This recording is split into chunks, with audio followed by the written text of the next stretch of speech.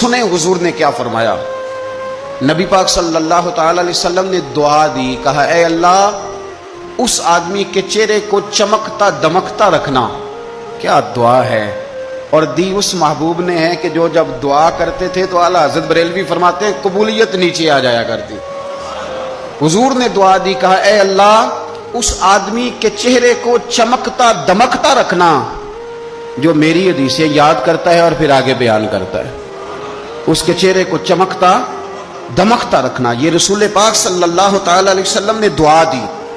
میرے عزیز، امام بخاری رحمۃ اللہ علیہ کے ایک شاگرد تھے محمد بن عباس، وہ کہتے ہیں مجھے امام بخاری نا حدیثیں لکھوایا کرتے تھے اور میں حدیثیں لکھا کرتا تھا۔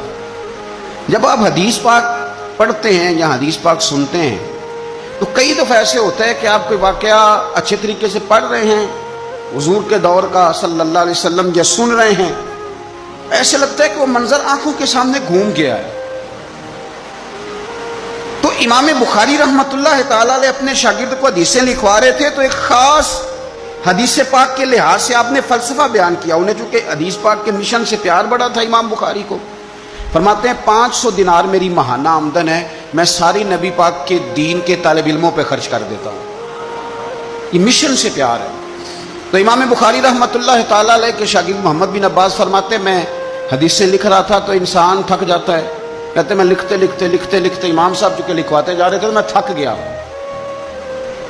تو امام بخاری رحمۃ اللہ تعالی علیہ نے جب محسوس کیا نا کہ میں کوئی سست ہو گیا ہوں، تھک گیا ہوں، تو فرمانے لگے مجھ سے کہ جو کھیل کود والے لوگ ہیں نا، شاگرد سے کہتے ہیں جو کھیل کود والے لوگ ہیں وہ کھیل کود میں خوش رہتے ہیں، جو تاجر ہیں وہ تجارت میں خوش رہتے ہیں، جو سیاحت کے شوقین ہیں وہ گھومنے پھرنے میں خوش رہتے ہیں۔ فرمایا تو کتنا خوش نصیب ہے کہ جب سے تو بیٹھا ہے یا نبی پاک علیہ السلام کے ساتھ بیٹھا ہوا ہے یا حضور کے صحابہ کے ساتھ بیٹھا ہوا ہے۔ وہ یا نبی پاک کی حدیثیں لکھنا، حدیثیں جمع کرنا، حدیثیں بیان کرنا، حدیث کے ساتھ تعلق رکھنا، اس کا معنی یہ ہے کہ آپ نے نبی پاک کی صحبت اختیار کی ہوئی، آپ نے حضور کے صحابہ کی صحبت اختیار کی ہوئی۔ حدیث پاک کو یاد رکھیں، حدیثیں اپنے ذہن کے اندر بٹھائیں۔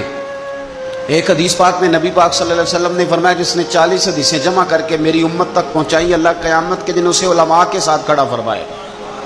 حدیثوں کو یاد رکھیں۔ میرا آپ کو مشورہ ہے کہ رات کو بیٹھ کے لکھیں آپ کو کتنی حدیثیں یاد ہیں، جو یاد ہیں وہ لکھیں، اور حضور صلی اللہ علیہ وسلم کی باتوں کا ذکر کریں۔ کسی شاعر نے ایک جملہ کہا تھا پر بڑے بہترین کہہ دیا، وہ کہنے لگا یا رسول اللہ صلی اللہ علیہ وسلم میری تو بات بن گئی ہے بس تیری بات کرتے کرتے۔